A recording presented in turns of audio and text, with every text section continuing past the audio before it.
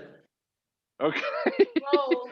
All right. Well, if you're still with us, we appreciate it, and we've been having some technical difficulties tonight. But if you've been with us before, you know we just kind of push on through, and we work the problem, and we keep working the problem until we get it fixed. And so we're gonna push on through, and without further ado, we're gonna give it back to Paul so we can try again. So Paul's gonna be doing step 8. So please welcome Paul. Hello. Oh, Paul. Yeah, we're on step 8, and I'm going to go ahead and start out with the Bible reading section. Oh, if you did miss it, we use the workbook, and it's prominently written on there the word work. And this is one of the steps when you get into it. It gets a little more difficult than just the things we have to think about. We're going to get some things done in recovery as we move on toward the next couple of steps. Anyway, step 8, and we're doing the section. There's several sections in the workbook. We're doing a section on scapegoats. Anyway, in Leviticus 16:20 is where I'll be reading, but I'll start out with this step. We made a list of all persons we had harmed and became willing to make amends to them all. That's step 8. It's natural to hope that people we have hurt will think better of us once we have sought to make amends. We may fear that there are some who will never upgrade their opinion of us no matter what we do. In reality, they may not, especially if they have chosen to use us as scapegoats. Before coming to Jesus, the people of Israel were instructed to select a live goat that would carry away their sins. Jesus became our scapegoat when he took our sins upon himself. The priest was to place his hands on the goat and confess over it all the sins of the people. He would lay both hands on the goat's head and confess over it all the wickedness, rebellion, and the sins of Israel. In this way, he will transfer the people's sins to the head of the goat. Then the man especially chosen for the task will drive the goat out into the wilderness. And as the goat goes into the wilderness, it will carry all the people's sins upon itself into a desolate land. Some of the people we have hurt will use us as their scapegoats. Since we have hurt them, they feel justified in sending us away with more than our share of the burden. They unconsciously place the blame for their pain on us so we can carry it away. As their scapegoats, we play the role of removing something that we were unable to deal with in any other way. Because of this, they may never welcome us back. We should be prepared for this kind of response and realize that their behavior says more about them than it says about us. When we were kids and we didn't want to get in trouble for something, we'd pick somebody to blame something on. That's what the scapegoat was the poor guy that everybody decided we'll blame it on him so we don't get in trouble. And that originated in the scripture that I read there. A lot of times in government, they will choose somebody that's going to be the fall guy. That's what the scapegoat is, the same as the fall guy, the one that's going to take the blame so everybody else doesn't get in trouble. And God did that for us. He took the blame and placed it on Jesus so that he could carry our sins away. He paid for them and he took them with him. And we get comfortable when we understand that, to have the grace that comes with that. Before that was what I read, they would sacrifice a goat that represented Jesus' sacrifice for us, and they would lay the sins on the people and send the goat out into the wilderness in the desert. And in that way, the sins of the people were carried away and forgotten about. If we get into our own mind that our sins are forgotten about and forgiven, then we can move on with recovery. And that's kind of what we're talking about today. The section in the workbook, everybody say work. Work. It's scapegoats. I have been putting off making a list because I'm afraid of some responses and whose. And I've been through here a couple of times, so this is especially when I first got prepared to do this. I just didn't want to have the responses. You never know when you go up to somebody and you say, hey, I'm getting my life together now. I'm doing better. I realize that what I did to you was wrong.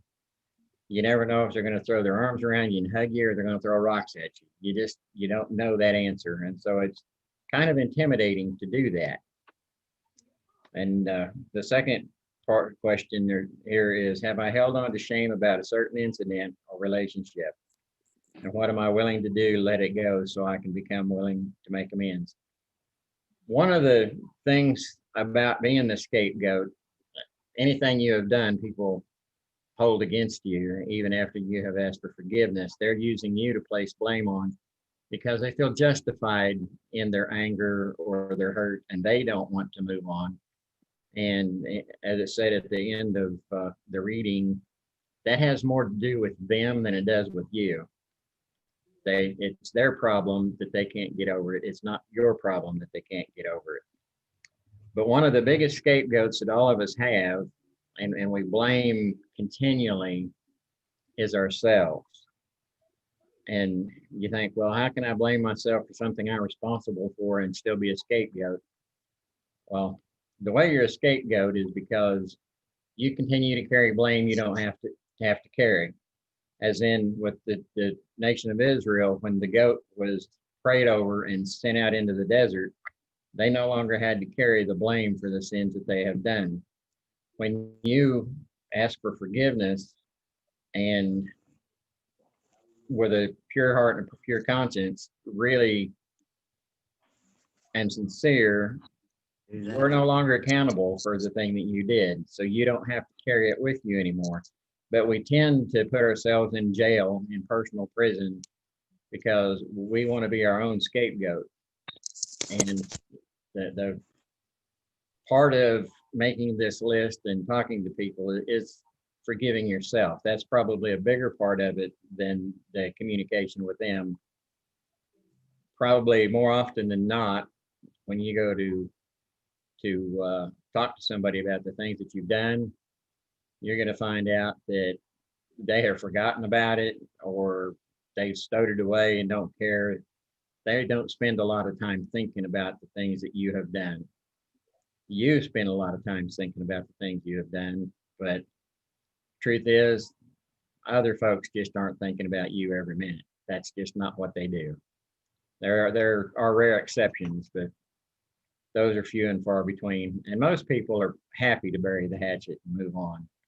So be willing to give up the anger and shame that you have in yourself so that you can move on in recovery. And that's, again, that's work. It takes effort. You have to think about what you have to think about what you're going to think. If you decide that you're going to walk around and I'm just going to carry this crap because I deserve it, then you'll carry your crap for the rest of your life. If you decide that you're going to put it down because you have been told that you can put it down, then you can put it down and move on. But you have to think for yourself what you're going to do there. If you want to carry your garbage, you'll carry your garbage. If you decide, okay, I'm sick of this and I'm sick of the shame and I'm sick of the embarrassment, I'm going to hold my head up proud and I'm going to walk forward and I'm going to be a different person. And you may have been what other people call scum at some point in time, but you don't have to be that tomorrow. You can decide right this minute, I'm a different person and I'm going to be a different person for the rest of my life and just be that different person, because you're in control of you and you're in control of your choices. The third question, is there someone I'm having trouble forgiving who blocks my willingness, and who? Truth is, some people don't deserve forgiveness. Most people don't deserve forgiveness. But it doesn't really matter because it's not about them, it's about you. And for you to forgive is what's important, because it doesn't matter if they deserve forgiveness. If somebody has done something terrible to you and you decide you're going to carry it, you're going to carry it. And the same thing applies. If they did something terrible to you, they're not thinking about it. They're not dwelling on it. They're not losing sleep over it. And you may be. And for you to be able to put that away, you have to be willing to forgive them. And one thing about forgiving other people, if you can grow up, put on your big boy panties, and say, I forgive you, I've dealt with that, and I've moved on, then you can go back to that person you were holding as a scapegoat yourself. And you can look in the mirror and you can look at that person and you can say, I love you, I forgive you, I'm going to move on. And that's the beginning of changing your life as far as recovery goes, is not having to feel like you need to cover up those emotions or feelings with whatever the addiction would be, because you have on purpose worked through and decided, I'm not going to be the guy I was yesterday. I'm a better person and I'm going to have a better life. And you do the work. And that's what I got for you today.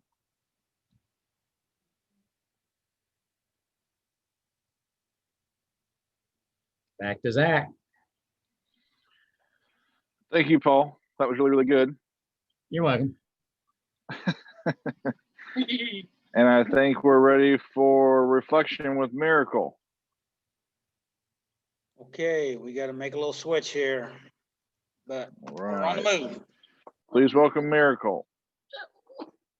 Switcheroo. Good evening, everybody. Like I said last week, this is a really hard step right now for me, but it says number 2 is the one right now, is have I held on to shame about a certain incident or relationship? Am I willing to do to let it go and become willing to make amends? Like I was talking about this thing with my mom. Yeah, I blew up. I just blew up and told her how I felt and how much she hurt me and said a lot of hateful things. So what am I willing to do? I had talked to Doug about writing her a letter, and I've wrote it 2 or 3 times, and he keeps saying, hey, what are you wanting? I can't blame her or anything like that. Just ask her for forgiveness, because I have to let it go. If I don't, it's going to destroy me. I mean, it's just going to stay making me be stuck, make me feel stuck, I guess I should say. And if she don't, well, I've done my end of it. I always expected her to respond back to me or say she's sorry back.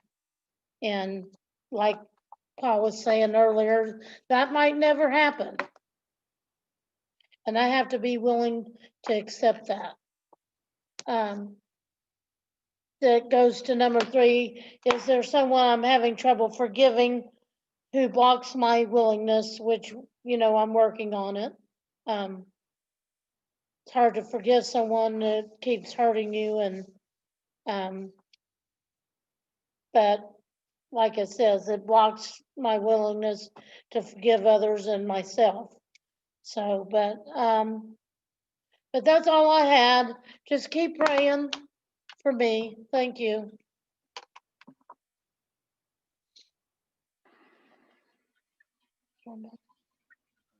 Okay. Doug's trying to find you. Sorry, Zach. It's all right. All right. Thank you, Miracle, for that reflection. And it looks like we're ready for Doug time. So please welcome Doug. Playing a lot of musical chairs here tonight. And one thing I want to comment on Miracle's statement there. It sounded like I was telling her what she could and couldn't do. She was asking me questions, and I was asking that focus question of what is it you want, okay? And she's writing a letter, and I just kept asking, she was asking, well, can I do this? And I just kept asking, what do you want? You know, what's the objective of writing the letter? And this is for everyone, you know, and now there was a part of her that wants to, you know, for to, yeah, well, I was trying to figure out exactly what I could or shouldn't say, but she just said beat her up. But the fact of it is that that was one thing she wanted, but that's not what she wanted most, right?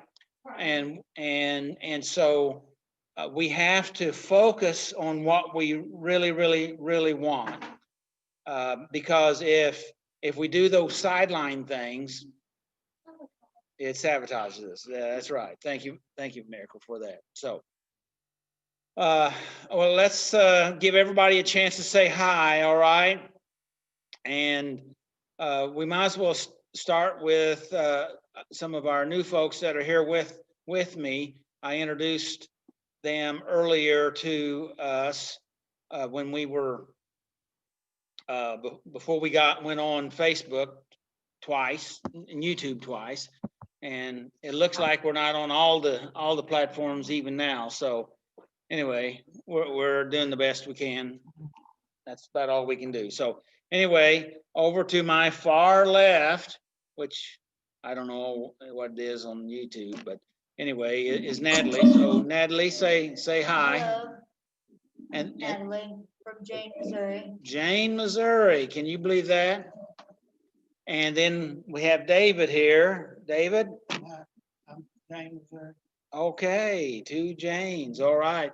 And we're glad you're here. Do you have any comments that you'd like to make at this time while you got the floor? I've heard a whole lot of honesty with this group tonight. I do agree with a lot of people's inputs and say-sos or whatever.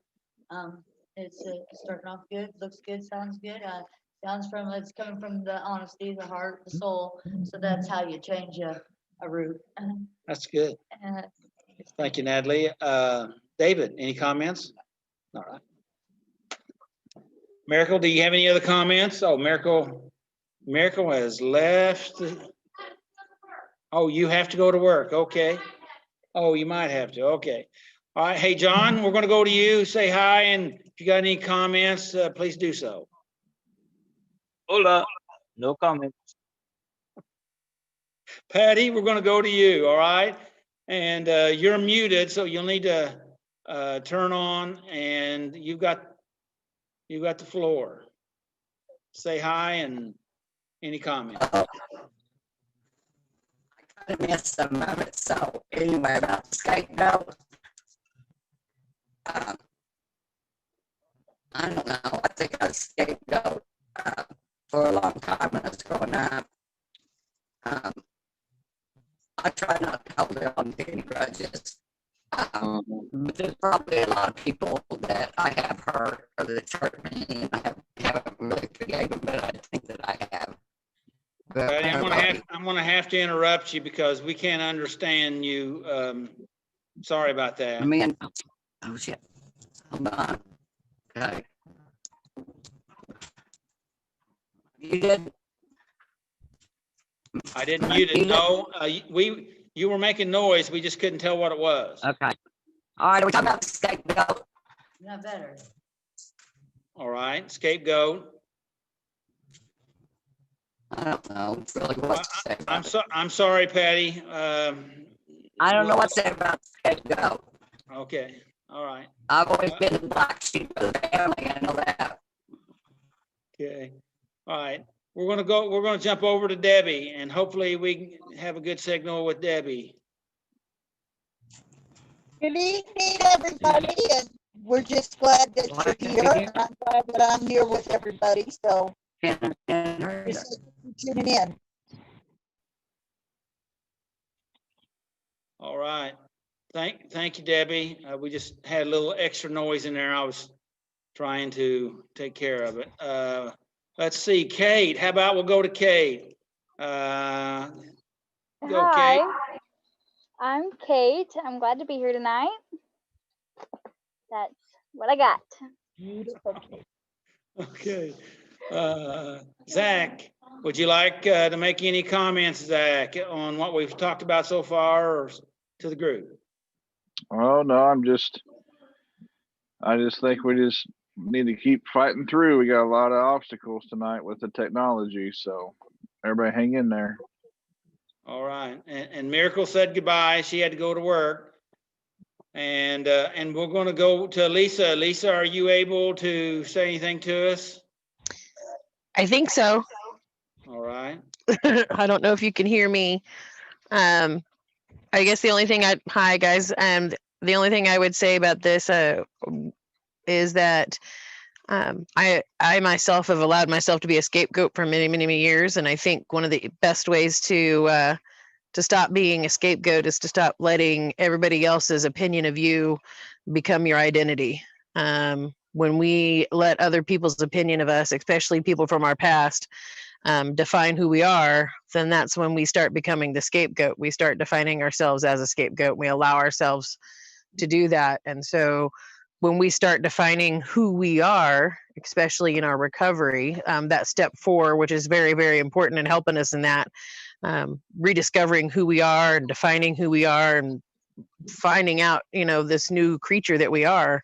I think that is the easiest and best way to overcome being a scapegoat, is just figuring out who we are. All right. Thank you, Lisa and Paul. Did you have any comments? No, just make healthy choices. That's good. All right. Okay. Thank you. All right. Did I get everybody? I got everybody, didn't I? Not John. He said hola. Oh, okay. So, all right. Thank you. Okay. Well, I want to say thanks to everyone and thanks to the team and for the participants. I really appreciate it. And I know Zoom is not the easiest thing. Someone asked about our next leadership meeting. It would have normally been the first Monday night of the month, but because of the holiday season or holiday, it'll be the second. But probably what we'll be doing is going ahead and having our leadership meeting at the end of September the 12th, which is a couple of weeks away. So we'll just be having our leadership meeting after our regular SNL meeting, if that's okay with everybody. We'll have another mini meeting, and of course our topic of discussion, our main topic will be what we want to do as far as the meeting is concerned. So, all right. Patty, do we want to try to see if you got a better signal before I start talking?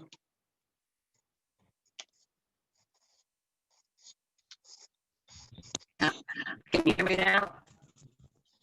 A little bit. Can you hear me on my phone? That's better. Can you hear me now?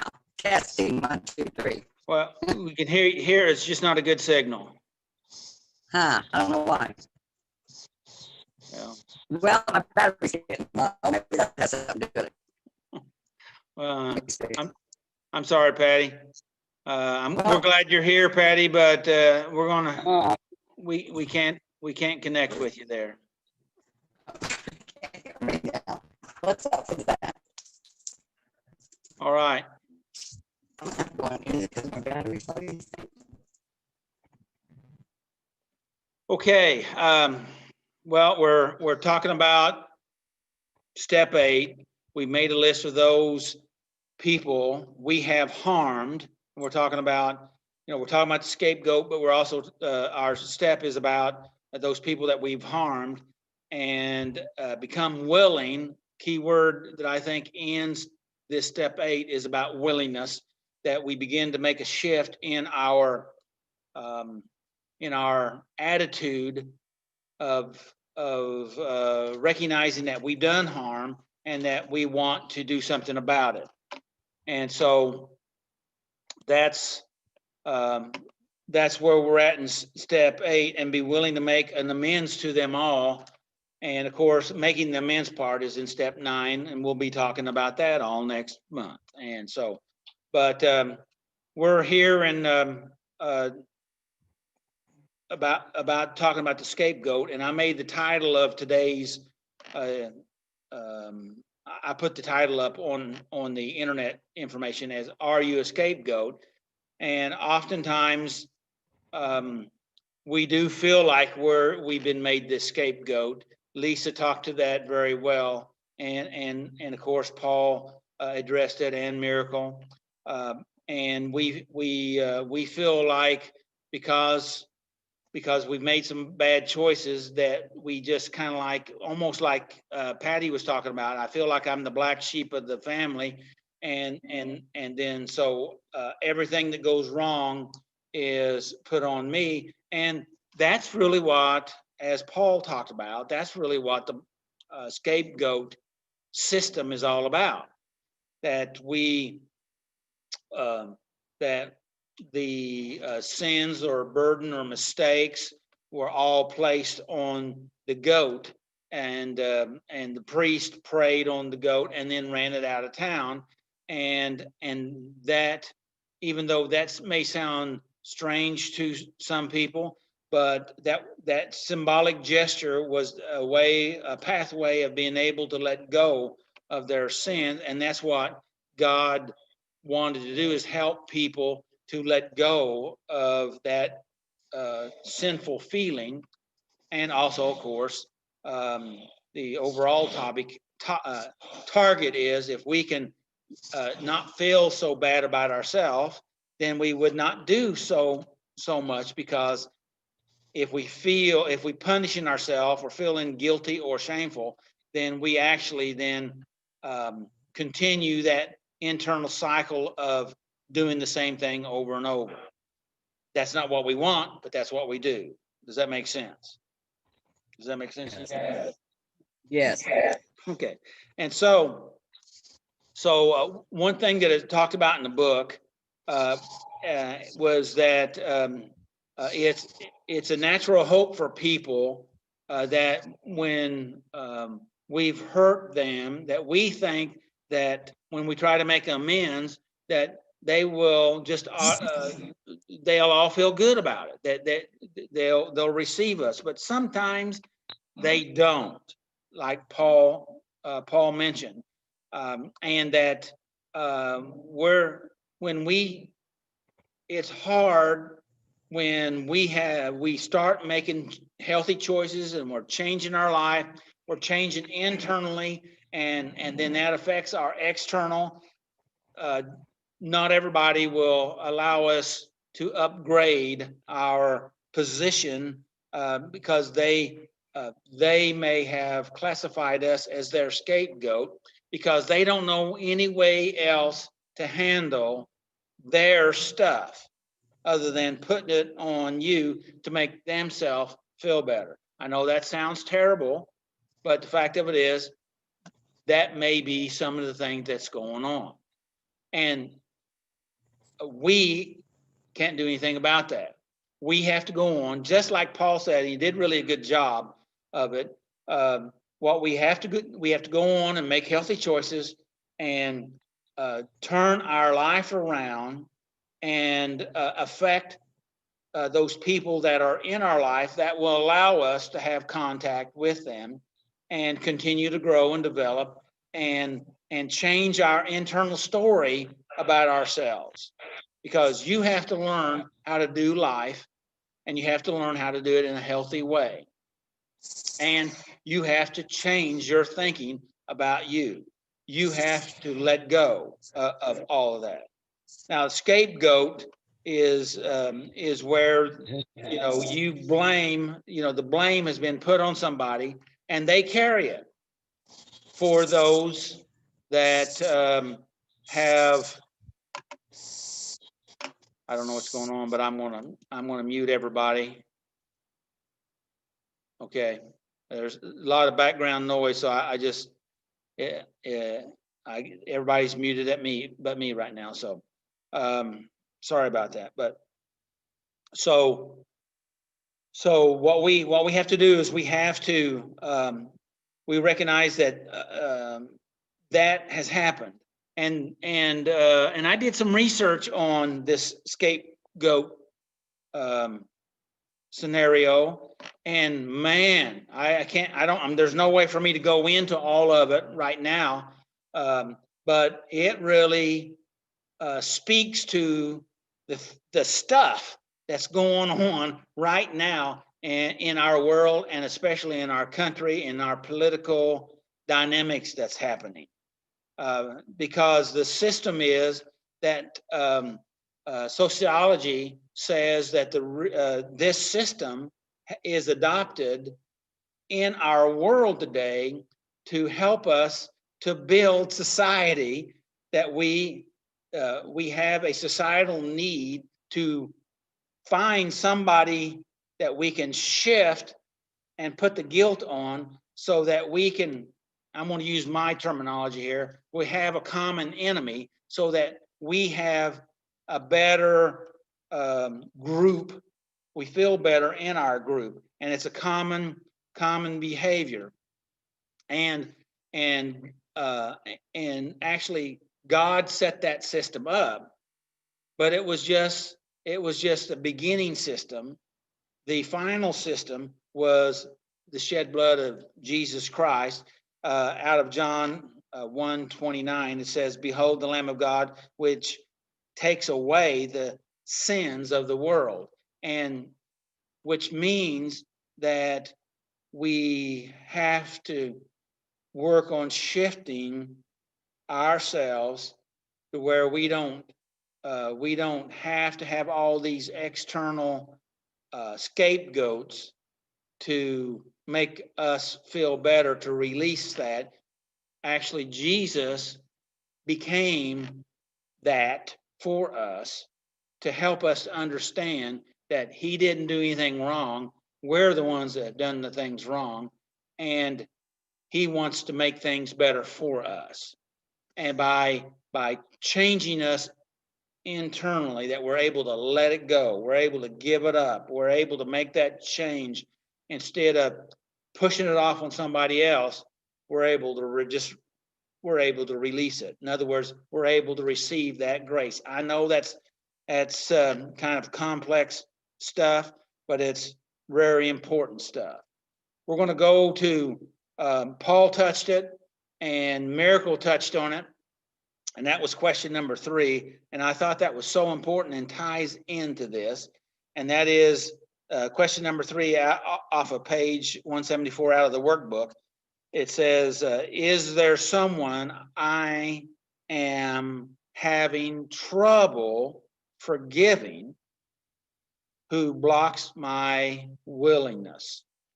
And see, step 8 is all about working on our willingness.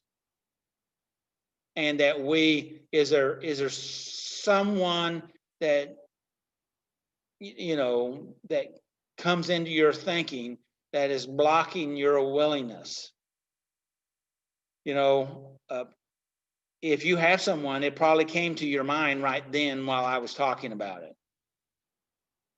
And we probably all had one. And you don't have to respond to that, but we all probably had that. And that means that's a form of self-pollution. And there's a part of us that feels justified in holding on to that unforgiveness or that hurt or that pain. But the fact of it is, how much poison do you want to swallow in your life?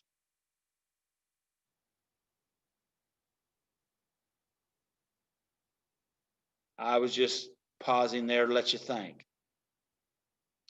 And so, and if we want to get better, we have to not act out being the scapegoat, because you can take on the role of the scapegoat. God doesn't want you to do that. I don't want you to do that. And probably you don't really want to do that. Jesus took on that. He was sinless, but he went on and took on that role for us so that we could release that. And so I think, personally, I think the best thing we can do for ourselves and for our immediate community and our overall community, our state, our nation, is for us to come to that place that we are able to have that internal peace, that we're able to have recovery. Okay. And this is not easy. How many times have we said that? It's not easy. It's a process. Shall I say it again? It's a process that we're working on, and we can't fight all of those internal battles all at once, but we can address the ones that come up in our spirit that I believe that God gives us that we can address, like the block that come up in your thinking while I was talking a while ago about question number 3. Which one is blocking you from coming into that place of willingness to forgive? So tonight we just I want to encourage all of us to not to play the role of the scapegoat, but also recognize that Jesus played that role. He took on that picture that of all the wrong of the world, all of our wrong, so that we wouldn't have to carry that ourselves. We don't have to, nor should we carry that. We need to accept that divine grace and allow that forgiveness to be, no matter what it was. Okay, no matter what it was, because it was all taken care of. And if it is all taken care of, then who do we think we are if we don't accept that forgiveness and give that grace and forgiveness to ourselves? I am going to be open for comments. Anybody would like to respond to my statements or questions? Raise your hand, or I'll go to you. I'm looking. All right. All right, Patty. We'll give you a shot. Hopefully, you're better. Can you hear me now?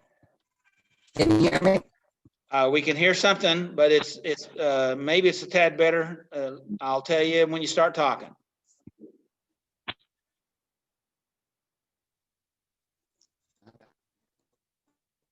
I don't know, but I think what I do a lot is feel sorry for myself, and I can't forgive the hurt and the pain that I've had in the past. So that's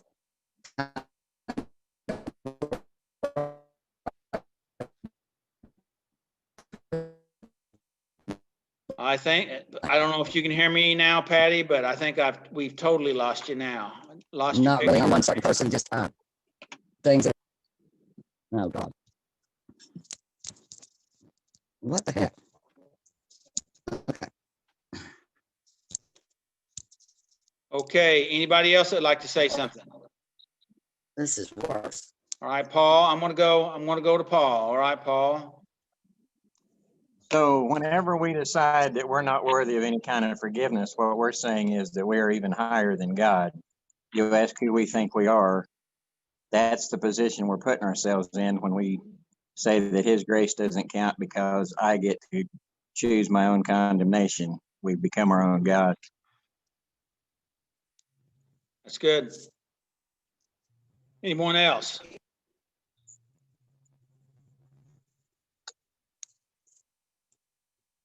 I had a thought, but I also wanted to tell Patty. I think Patty's really wanting to share tonight, and maybe Patty, you could text or call somebody and tell them what you're wanting to say, and maybe they could bring that out in the group or something. That way you can I just feel like you want to talk and share, and I don't want you to be silent tonight. So, if you I was want to do that, that might be. I was going to say that there's a phone number on there. I know John's used it before, where she could just call in right into the chat, right into the Zoom meeting.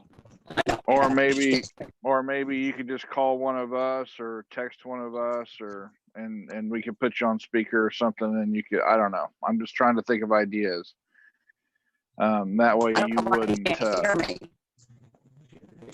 Very kind. Yeah, I know it's very frustrating. I'm sorry. Can't hear me still. You're garbled real bad. We can't hear you, Patty. But we can see you now, but we can't make out what you're saying. Yeah. But if you So want to call maybe me on my phone, we can, or even go Messenger. Yeah, you can get off of Zoom and call Doug, and then get back on FaceTime. Zoom. Yeah. That's an option, and then that way you can talk, and then on we can get back on here. All right, I'll go on Messenger. Okay. My thought was, I think sometimes the unforgiveness thing, I think sometimes we carry unforgiveness because we feel like if we don't carry it, They it's want like me to go on Messenger. They can't it's understand like me on text what I shared. Now we can hear just fine. yeah, now we can hear you just fine. I just muted her. Okay. All right. What I was saying is I think sometimes I lost train of thought.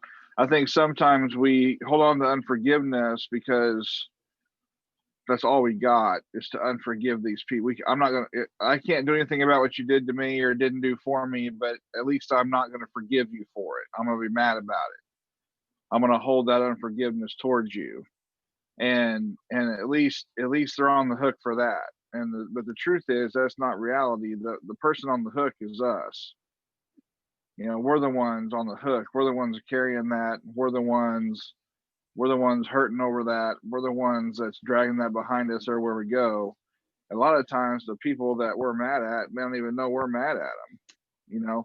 They may not. I mean, I've had people in my life that I walked up to them and said, I'm mad at you, and I've been mad at you for 2 years, and I wanna finally have it out.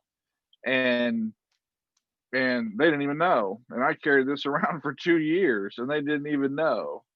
So the truth is if you think that you're holding somebody to account because you're going to hold on to unforgiveness, you're the one on the hook, not them. So do yourself a favor and just forgive them and move on, because it's not doing anything to them. You're doing all that. You're drinking all that poison yourself. So that was my thought. Thank you, Zach. I've got Patty here on my FaceTime, and we're going to see how this works. Do you see yourself, Patty? Okay, hang on a second. Sounds like I got you.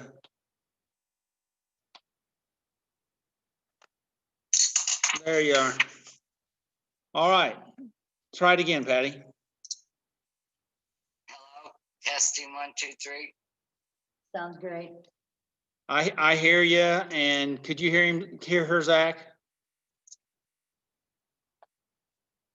Yeah, I heard her. Okay. All right, Patty, let's try it. Okay.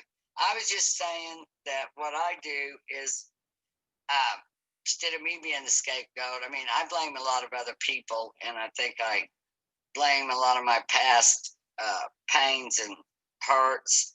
I think I dwell on them and use them as a scapegoat for getting high. Just feeling sorry for myself instead of, I can find all kinds of reasons or scapegoats to get high, if that makes sense. And sometimes I get angry at my situation, you know, and it's an excuse to go get high or numb myself. And I've been struggling and I'm kind of stuck. So what have you learned from that, Patty? Well, you know, life ain't always fair, and I've got to let go of that stuff. I've got to let it go and move forward, because I know God's got something better for me, you know, if I'll just let go of the past and move forward. But it's just when you're right in the middle of it, it's just, I don't know, you get stuck and it's hard to bring yourself out of it. But I'm working towards that, you know, trying to. But it's not, you know, it's not easy, but I know I could do it because I've done it before. Yes. God's brought me through a lot harder things. Amen. And he's brought me through this before too. Okay. And so, and you voiced your own answer there. You realize that, don't you? yeah. Okay. And that's the truth, isn't it? Yep. Now the problem is it's hard. Yeah. But is it worth it? Yeah, it's worth it. Okay. Because this isn't who I am, and I know that. All right. That's I am so grateful that you have hung in there tonight to be able to just share and connect with us. Yeah, that was important. I knew you needed to talk tonight, and I'm glad you pushed through. And I know it may feel a little bit ridiculous, but I'm glad you pushed through. And I feel like I need to ask you: are you dealing with some unmet expectations, here lately? I might be. I might be. Yeah. I possibly. Feeling But like you what lost messed me something, up or you? too was the COVID-19 deal and the isolation, and you know, I was angry and isolating and lonely, and so I used that loneliness as an excuse. Yeah. So you feel like you have less of something. Yeah. The whole world feels like I have less of something. So you're in good company. Yeah. So that's an easy trap to fall into, so, it's just, and Doug, you can kind of, I just feel like if you have anything on some unmet expectations and, that the whole thing about, less, having less or feeling like you have loss, or if you want to elaborate on that, but, tonight was a good thing tonight that you kind of maybe felt ridiculous calling in, and Doug sitting there holding the phone, but you needed to call in and tell everybody about where you're at. That was really good that you did that tonight. But, a lot of the time it's simple. It's not real hard. And I think that you're dealing with a lot of unmet expectations, and you feel like you have less, or you've missed out on something, or you have less of something that you once had, or you've lost something. And so Doug, you can take it from there if you want to, but. Well, what I was thinking about while you were saying that, Zach, was that got all kinds of activity here. Was that my question here, Patty? We were talking about Miracle earlier about her letter. Was what is it that you really want? What is your heart's desire? Well, I just want to live a normal life and be happy again. Yeah. But sometimes I think, that it's not going to happen. But then again, that's an excuse, because even though most of my family's dead, and that's part of my pain and my hurt that I have trouble letting go of. I want to be back to normal again. And I don't even know what normal is for sure anymore. Hey, Patty. Yeah. You know what? I want to tell you something right now. I feel like you are, I can see your face, and I see the sadness and the guilt in your face. And we've been friends for a very long time, so we know each other. You know, I love you. And I see you kicking your own ass repeatedly over there. And I want to tell you, you feel like you're the only person who made that mistake, who felt the loneliness and the isolation, who made the mistake to go out and use or get high or whatever. And the only person who's missing normal. But you know, I found myself having unusual weird cravings that I haven't had in many, many years in the midst of this COVID thing, this isolation. And I was like, whoa, where'd that come from? You know, I'm strong in my recovery. Where'd that come from?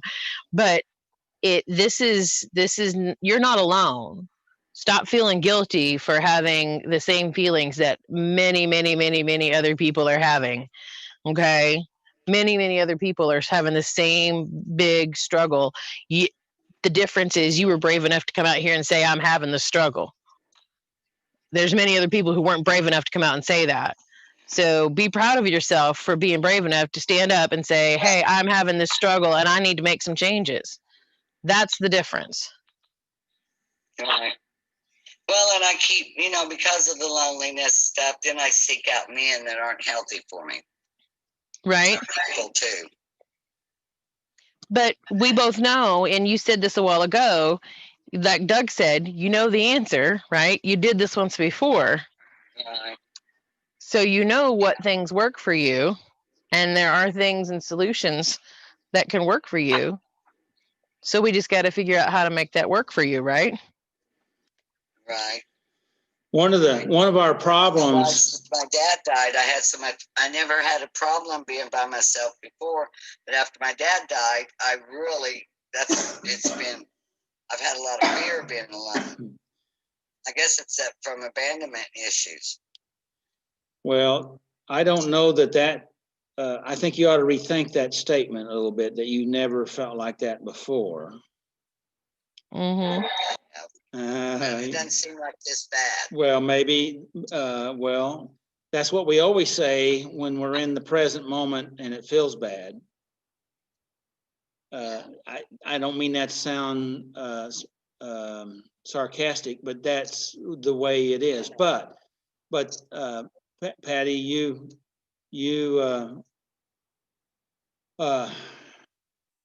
know what? I lost my thought that I was going to say a while ago. And it was a good one too. But I think you probably felt this before. You've just not felt it this intense. Yeah. Yeah, that's what I was. You were talking with what do you want? You were saying what do you want, Doug? Is what you were saying. Yeah, no, it was basically that we allow this stuff that's going on here to compound. You became more and more anxious, more and more overwhelmed, which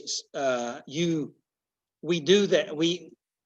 I hate to say that we do that to ourselves on purpose, but yet by not going ahead and doing what we know we need to do, we're actually sabotaging ourselves, and we're pushing ourselves into that sick thinking and behavior, that neediness, and then we turn to the old stuff because we're so overwhelmed.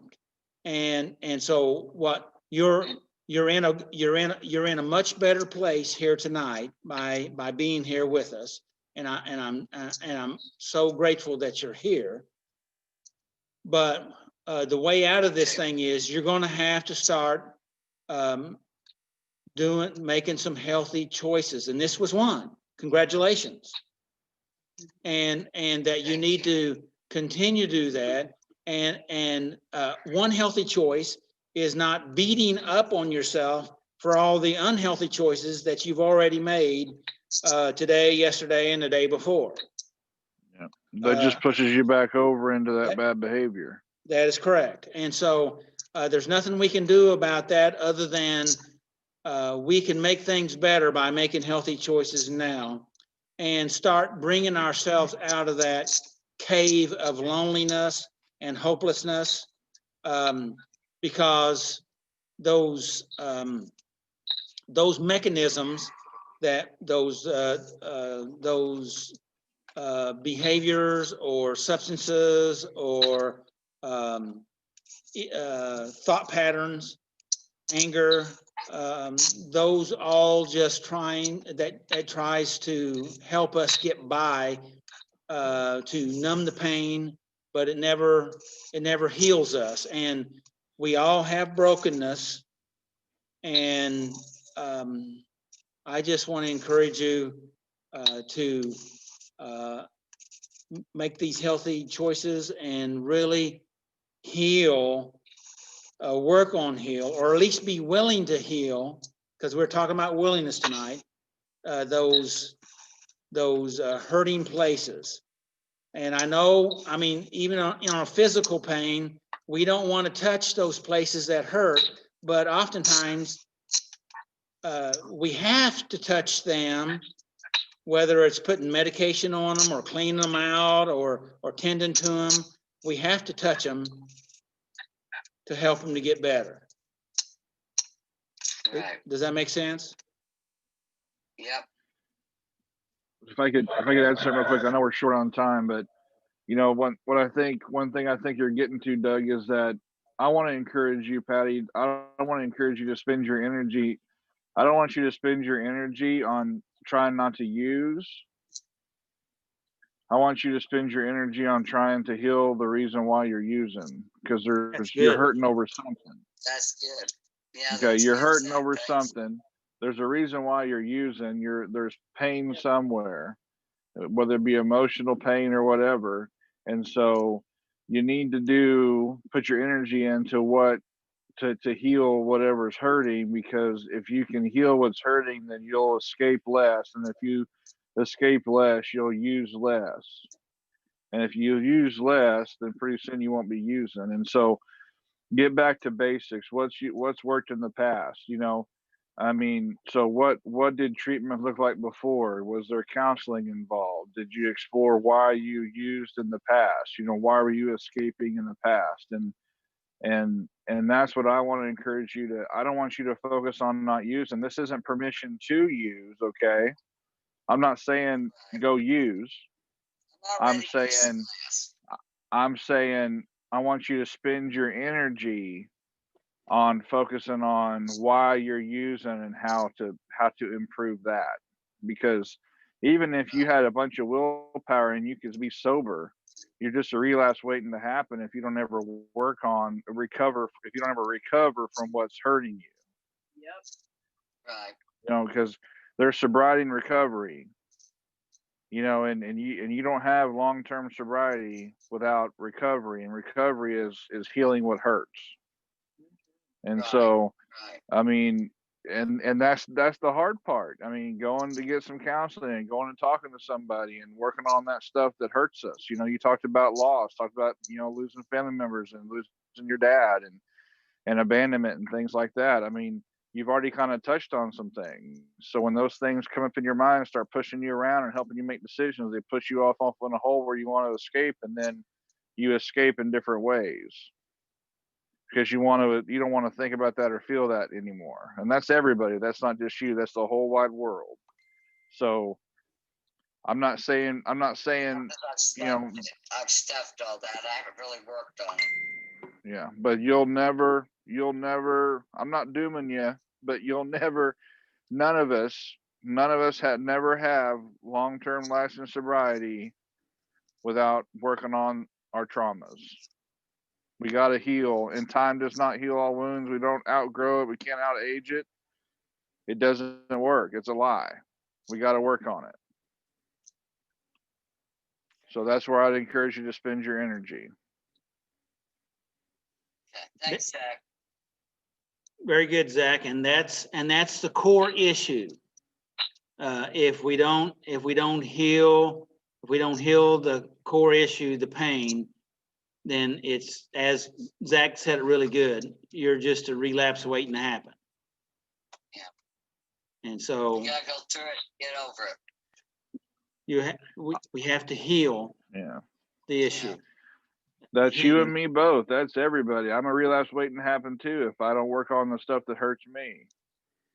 Because we all have stuff that comes up, and we can be in a good state now, today, and then we might get triggered or a situation or overwhelmed, and that's a result of unhealed stuff that we may or may have not been even aware of that we need to address. And I know that sounds complicated. Well, you know what? Our lives are complicated. We are complicated, but you know what? Through the grace of God and His forgiveness, we need to be as gracious to ourselves as He is towards us. Patty. Yeah. Patty. Yes. You need to be gracious towards yourself. But do you think that I need to just make myself be by myself to get through, to heal, or is that the answer? We are always stronger together. Well, it depends on who you're with. Yeah, that's true. That goes to what Lisa said. We're stronger together, but it depends on who you're with. Right. Okay. Healthy people. I mean, you know. Yes, healthy people, healthy relationships, healthy connections, healthy thoughts. Okay. We have to rewire our unconscious brain. And that's a lot of work, but it's doable. It's a process. Final words, Patty?